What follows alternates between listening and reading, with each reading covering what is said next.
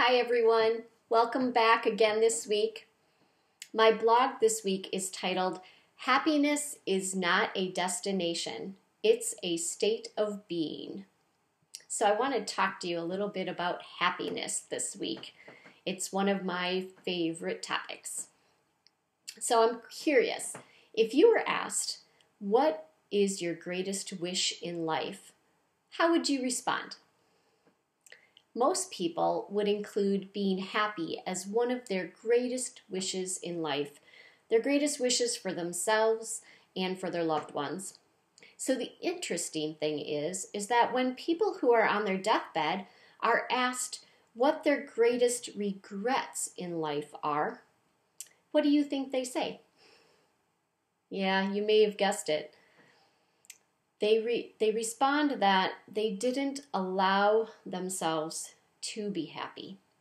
That one of the 5 biggest regrets in their life is that they didn't allow themselves to be happy. So there's this huge disconnect between what most people desire out of life and in the end, what they feel the outcome of their life was. So why is this? Why do we desire to be happy and then not allow ourselves to be happy? I believe part of the reason for this discrepancy is due to society's view of happiness. Also, society's model for happiness. And I also believe that we haven't been adequately given the tools we need to navigate our way through life's challenges. So let's talk about those just briefly. Society tends to view happiness as something to pursue, as something that is fleeting, that it's a destination, or something that just occasionally happens to us. Life, liberty, and the pursuit of happiness is a well-known phrase from the United States Declaration of Independence. And this suggests that happiness is something to be chased, something to be pursued, that its existence is not something that can be sustained or that we have any amount of control over. Society's model for happiness then typically goes something like this. I'll be happy once I graduate from school and get a good job. I'll be happy once I have a better job. I'll be happy once I meet my soulmate. I'll be happy once I get married. I'll be happy once I buy a house. I'll be happy once I have kids. I'll be happy when I get a better job. I'll be happy when I can retire, and on and on and on. Does this sound familiar to you? The current model for happiness causes us to always chase happiness. Meanwhile, happiness is always falling off the edge of the horizon. Society's current model for happiness is backwards. Happiness comes first, and research has proven that success will inevitably follow. In the past, scientists focused their studies on studying disease and mental health concerns.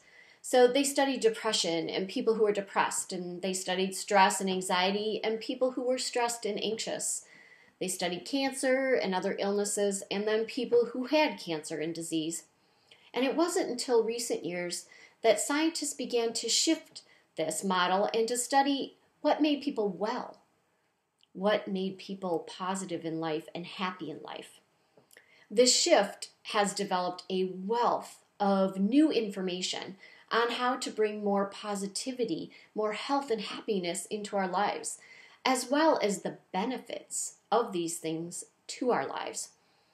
And let me tell you, the results of this information are astounding. Small changes in our mindset, in our habits, are capable of creating huge shifts in our happiness and within short periods of time. Having a positive mindset versus a negative or even neutral mind creates amazing benefits for our ability to be healthy, to be successful, to our productivity and our creativity. This information really is super cool and mind-blowing. Happiness is a state of being. It's not a destination. Happiness is a work ethic. Living in a positive, emotional place is a choice.